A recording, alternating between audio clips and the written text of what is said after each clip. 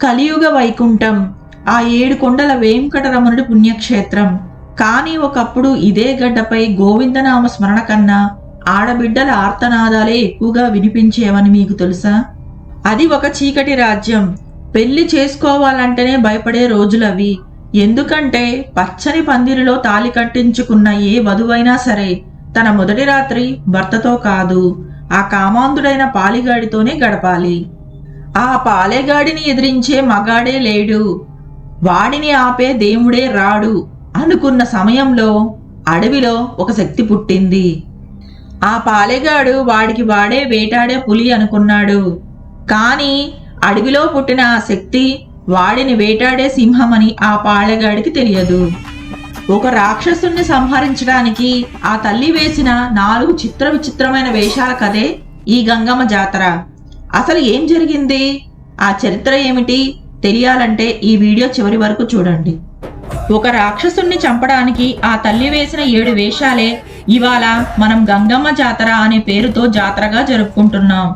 ఆ కాలంలో పీడించిన పాలెగాడికి శాస్తి చేసిన ఆ అమ్మను ఇవాళ లక్షలాది మంది భక్తులు అర్ధరాత్రి నుండి బంగారు చీరలతో, నువ్వుల దీపాలతో, ఉరుముల్లాంటి శబ్దాలు చేసిన డప్పులతో గంగమ్మ గంగమ్మ అంటూ ఊరంతా ఊరేగిస్తూ జాతరగా జరుపుకుంటున్నారు. ఆకాశమంతా బాణాసంచ వేడుక, నేలంతా భక్తులమయం. కొండపైనుంచి చూస్తే ఒక దేవి మహోత్సవం లాంటి దృశ్యం. కానీ ఈ జాతర వెనకాల దాగి ఉన్న అసలు కథ ఏంటి? ఆ అమ్మ 7 రూపాయలు ఎందుకు? పాలెగాడి జీవితం ఎలా ముగిసింది తెలియాలంటే ఈ వీడియోను ఒక్క క్షణం కూడా స్కిప్ చేయకుండా చూడండి. మానవ ప్రయత్నం విఫలమైన చోట దైవ ప్రయత్నం మొదలవుతుంది. ఆ రాక్షస పాలనలో నలిగిపోతున్న జనం దిక్కుతోచక ఆ 7 కొండల వెంకటరమణుడి పాదాల చెంత మోకరిల్లారు. వారి కన్నీరు ఆకాశాన్ని కూడా కరిగించింది. స్వామివారి అనుగ్రహం ఆ దీనజనులపై పడింది. తానే స్వయంగా రాలేని పరిస్థితుల్లో స్వామివారి ఆజ్ఞ మేరకు తన చెల్లెల్ని భూమి మీదకు పంపించాడు. అవును, గంగమ్మ సాక్షాత్తు శ్రీ వెంకటేశ్వర స్వామి సోదరి అని పురాణాలు చెబుతున్నాయి. తిరుపతికి కూతవేటు దూరంలో ఉన్న ఆవిలాల గ్రామంలో కైకాల కుటుంబంలో ఆ శక్తి జన్మించింది. ఆశ్చర్యం, ఆ బిడ్డ భూమి మీద పడగానే ఎండిన నేలలు తడిచాయి, నదులు పొంగి పొర్లాయి. అందుకే ఊరంతా ఆ బిడ్డకు గంగమ్మ అని పేరు పెట్టుకున్నారు. అందరి ఆడబిడ్డల్లాగే గంగమ్మ పెరిగి పెద్దదైంది. రూపంలో ఆమె సౌందర్యవతి, కానీ గుణంలో ఆమె అగ్నిపర్వతం. ఆ అందమే ఒక ఉచ్చు అని, ఆ రాక్షసుని లాగడానికి ఆ భగవంతుడు వేసిన అందమైన బలాన్ని ఎవ్వరికీ తెలియదు. విధి వక్రించింది. యథావిధిగా ఆ కామాంధుడి కన్ను గంగమ్మపై పడింది. అడవిలో ఒంటరిగా దొరికిన లేడి పిల్ల అనుకొని తన దాహాన్ని తీర్చుకోవడానికి అడుగు ముందుకు వేశాడు ఆ పాలెగాడు. అది శరీరం కాదు, ఒక అగ్నిగుండం. తన మృత్యువుని తానే ఆహ్వానిస్తున్నానని తెలియక ఆ మూర్ఖుడు గంగమ్మను తాకాడు. అంతే, ఆవిలాల గంగమ్మ ఆది పరాశక్తిగా మారింది. ఆమెలో నిద్రావస్థలో ఉన్న శక్తి ఒక్కసారిగా మేల్కొంది. గంగమ్మ చూపుల్లోని తీక్షతను చూసి పాలెగాడి గుండె ఆగిపోయినంత పని అయింది. అర్థమైంది ఆ నీచుడికి, ఈమె సాధారణ స్త్రీ కాదు, తన వంశాన్ని నాశనం చేయడానికి పుట్టిన శక్తి అని. తన ప్రాణాలు అరచేతిలో పెట్టుకొని వెనక్కి చూడకుండా పారిపోయాడు ఆ పాలెగాడు. కానీ గంగమ్మ వదులుతుందా? వేట మొదలైంది. ముందుగా గ్రామంలో చాటింపు వేయించింది. ఊరి పొలిమేరలు దాటి ఎవ్వరూ వెళ్ళకూడదు అంటే పాలెగాడిని ఊళ్ళోనే బంధించి వేట మొదలుపెట్టింది. మొదటి రోజు బైరాగి వేషం. ఒంటి నిండా నాము కొమ్ము పూసుకొని చేతిలో వేప మండలు పట్టి బూతులే మంత్రాలుగా, తిట్లే అస్త్రాలుగా ఆ తల్లి వీధుల్లో వీరంగం ఆడింది. పాలెగాడి పౌరుషాన్ని దెబ్బకొట్టి బయటకు రప్పించాలన్నదే ఆమె పథకం. కానీ ఆ పాలెగాడు బయటకు రాలేదు. రెండవ రోజు బండవేషం. అమ్మవారు ఇక సామాన్య స్త్రీ కాదు, సగం అగ్ని సగం మృత్యువు. నిలువున అమ్మవారు తన శరీరాన్ని ఎరుపు మరియు నలుపు రంగులతో విభజించుకుంది. ఎండలో ఆ విచిత్ర రూపాన్ని చూసి పాలెగాడి గుండెల్లో రైళ్లు పరిగెత్తాయి. అయినా ప్రాణభయంతో వాడు బయటికి రాలేదు. మూడవ రోజు తోటి వేషం. ఇది మరింత ఉగ్రం. ఒంటి నిండా మసిబొగ్గు, నుదుటన నామం, కనుబొమ్మల పైన చుక్కలు.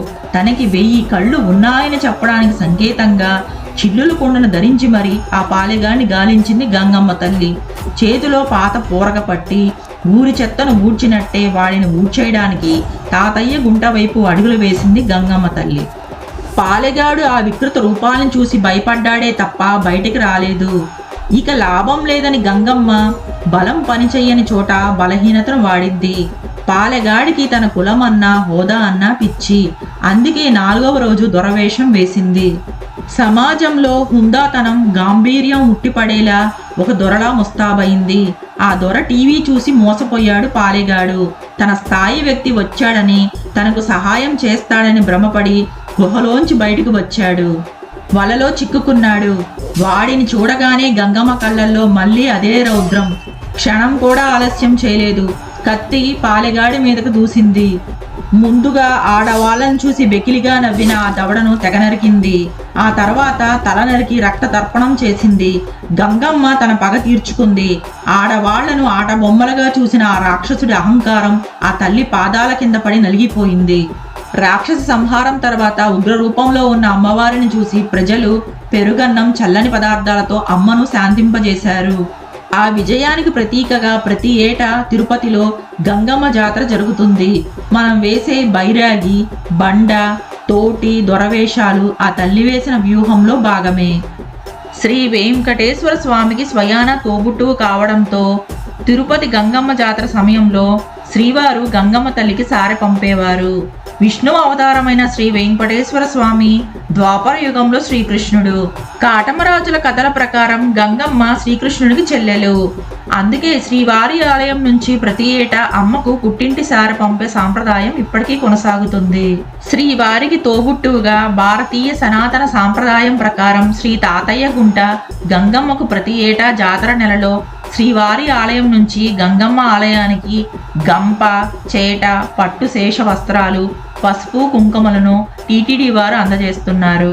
తిరుచానూరులో చక్రతీర్థం రోజున తిరుమల శ్రీవారి ఆలయం నుంచి శ్రీ పద్మావతి అమ్మవారికి ఏనుగుపై పసుపు ముద్దను పంపుతారు. శ్రీవారు శ్రీ పద్మావతి అమ్మవారికి పంపే పసుపు ముద్ద తిరుమల నుంచి తిరుచానూరు చేరుకున్నాకే అమ్మవారి చక్రస్నానం జరిగే ఆచారం ఉంది.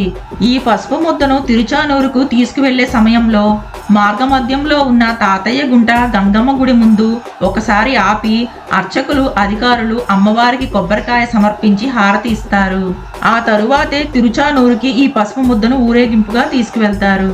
గంగమ్మ తల్లికి ప్రతి ఏటా 8 రోజుల జాతర సాంప్రదాయం జరుగుతుంది. మొదట్లో గంగమ్మ తల్లిని ఒక చెట్టు కింద ప్రజలే పూజించేవాళ్ళు. తర్వాత మెల్లగా గుడి కట్టారు. అర్చకులు కూడా వచ్చారు. జాతర ప్రారంభం నాటికి ముందు రోజు సాంప్రదాయం ప్రకారం చాటింపు జరుగుతుంది. గంగమ్మ జాతర పూర్తయ్యే వరకు ఊళ్ళో ప్రజలు ఎవరూ పొలిమేర దాటకూడదు, వేరే ఊళ్ళకు వెళ్ళకూడదు అనేది చాటింపు ఉద్దేశం. చాటింపు మొదలైన రోజు నుండి గంగమ్మ తల్లి దేవత పాలెగాడి కోసం వెతకడం ప్రారంభమవుతుందనేది భక్తుల విశ్వాసం. చాటింపు నాడు ఆలయంలో ప్రత్యేక పూజలు ఉంటాయి. ఆలయ ప్రాంగణంలోని అమ్మవారి విశ్వరూప స్తూపానికి అభిషేకం చేస్తారు. అదే రోజు సాయంత్రం గంగమ్మ జన్మస్థలం ఆవిలాల గ్రామం నుంచి కైకాల కుల పెద్దలు సాంప్రదాయక సారెను అమ్మవారికి తీసుకువస్తారు. సారెలో తెచ్చిన ఈ పసుపు కుంకుమలను అర్ధరాత్రి 12 గంటలకు తిరుపతి పొలిమేరల్లో చల్లుతారు. మర్నాటి నుంచి జాతర ప్రారంభమైన ఆ 8 రోజుల వరకు జాతర వైభవంగా కొనసాగుతుంది.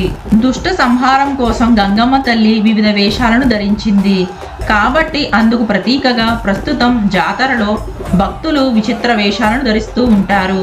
ఇది ఒక వింత ఆచారంగా ప్రాచుర్యం పొందింది. జాతర సందర్భంగా ధరించే ఈ వేషధారణలు ఈ విధంగా ఉంటాయి. మొదటి రోజు బైరాగి వేషం. కామాన్ని, విచక్షణని జయించడానికి ప్రతీకగా గంగమ్మ తల్లి ఈ బైరాగి వేషం వేసింది. రెండవ రోజు బండవేషం. జీవితంలో ఎదురయ్యే కష్టాలకు, నష్టాలకు పడిపోకుండా బండలాగా స్థిరంగా ఉండాలనే పరమార్థం ఈ వేషం ప్రబోధిస్తుంది. మూడవ రోజు తోటివేషం. తోటివేషం పెద్దలు, పిల్లలు వేస్తారు, వినోదిస్తారు. జీవితంలో స్నేహం, సంతోషం, మనశ్శాంతి అన్నీ కలగాలి అనేది తోటివేషం ఉద్దేశం. నాలుగవ రోజు దొరవేషం. ఈ వేషంలో దొరదర్పం ప్రదర్శిస్తారు. డప్పులు, మేళాల మధ్య దొరవేషధారులు ఊరంతా ఊరేగుతారు.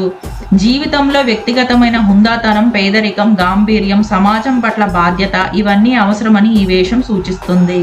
5వ రోజు మాతంగి వేషం. పాలెగాడిని సంహరించిన గంగమ్మ తల్లి 5వ రోజున మాతంగి వేషం ధరించి పాలెగాడి ఇంటికి వెళ్తుంది. దుఃఖంలో ఉన్న పాలెగాడి భార్యను ఓదారుస్తుంది.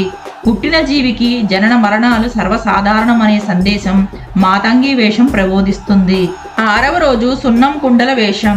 స్వచ్ఛత, పారదర్శకత, ఐక్యత ప్రతి ఒక్కరికి అవసరం అనే ప్రబోధం ఇక్కడ కనిపిస్తుంది. 7వ రోజు సప్పరాలు వేషం. 7వ రోజున సప్పరాల ఉత్సవం జరుగుతుంది. వెదురు బద్దలతో గోపురాన్ని పోలిన సప్పరాలను తయారు చేస్తారు. వాటిని శరీరంపై నిలువునా నిలబెట్టుకుంటారు. స్థిరత్వం, దాన్ని నిలుపుకునే ఏకాగ్రత అవసరమనే సందేశాన్ని సప్పరాలు ఇస్తాయి. 8వ రోజు పేరంటాల వేషం. ప్రధానంగా కైకాల కులస్తులు పేరంటాల వేషం వేస్తారు. ఇది తమ ఇంటి ఆడబిడ్డ దేవతై నిలిచింది అని చెప్పడం దీని యొక్క ముఖ్య ఉద్దేశం. చివరి రోజున అమ్మవారి విశ్వరూప దర్శనం ఉంటుంది. దుర్మార్గుల పాలిట సింహ స్వప్నం మన తిరుపతి గంగమ్మ తల్లి. జై గంగమ్మ తల్లి. ఈ వీడియో నచ్చితే కమెంట్లో జై గంగమ్మ అని టైప్ చేయండి. లైక్ చేయండి, షేర్ చేయండి.